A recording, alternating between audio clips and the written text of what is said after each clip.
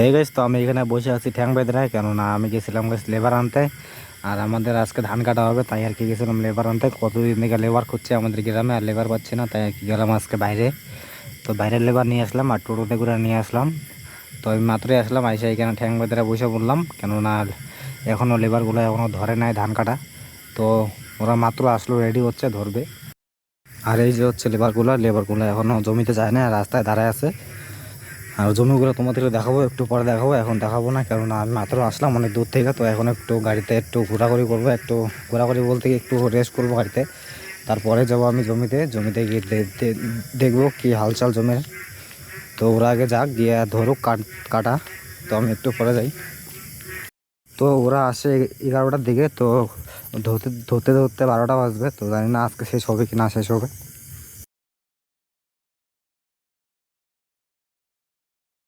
তো গাইস আমি এখন আইসা দেখি যে কাটা প্রায় শেষ। তো কাটা আরও একটু আছে। তো আজকে মনে হচ্ছে শেষ করতে পারবে না। তো বেলায় প্রায় শেষ, এখন 4টে 4:30টার মতন বাজে গেছে। তো আরও আছে আমাদের 1.5 বিঘার মতো, ওগুলা আছে ডাঙাতে। তো ওই আর এইগুলা যে এগুলা জমি আছে নদীতে। আজ দেখতে পাচ্ছ যে মাঝখানে হচ্ছে নদী। তো নদীর ওই পারে হচ্ছে আমাদের জমিগুলা। নদী বলতে কি অল্প একটু জল নদীতে। তো এখনও সেই মতন বৃষ্টি হয় না। আর যদি সেই রকম বৃষ্টি হয় তাহলে তো আমাদের ধান টান সব ডুবে যাবে। তার জন্য আর কি তাড়াহুড়া করছে, ধান ভালো করে পাকে নাই। তবু আর কি কাটার চেষ্টা করছি। তো লোক অনেকদিন ধরে খুঁজছি, কিন্তু লোকজন পাচ্ছি না কোনো। তাই আর কি আজকে গেলাম বাইরের লেবার আনতে। তো বাইরের লেবার নিয়ে আসলাম। তো দাম কিন্তু প্রচণ্ড রেট। তো আমাদের ধান কাটার বিঘা হচ্ছে 3,000 টাকা বিঘা। তো 3,000 টাকা বিঘা কেউ কাটায় না, সবাই কাটাচ্ছে 2,000 টাকা বিঘা।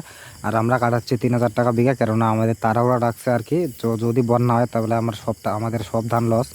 তো বন্যায় একবার ডুবে গেলে আর কাটা যাবে না এগুলো ধান। তো কেউ কাটতে চাইবে না। আর কেননা আমরা যদি কাটি, আমাদের লোক নেই বাড়িতে।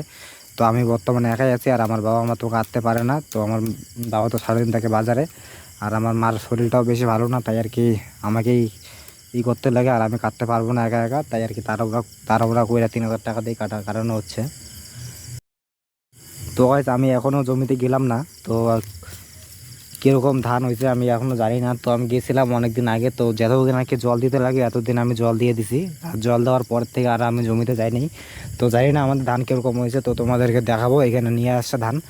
তো ভালো করে দেখাবো, জানি না কীরকম হয়েছে। তো এখন আমি ভালো করে দেখি নাই, একটু পর দেখবো, আর তোমরাও দেখবে কীরকম ধান আমাদের হয়েছে, ভালো নাকি খারাপ।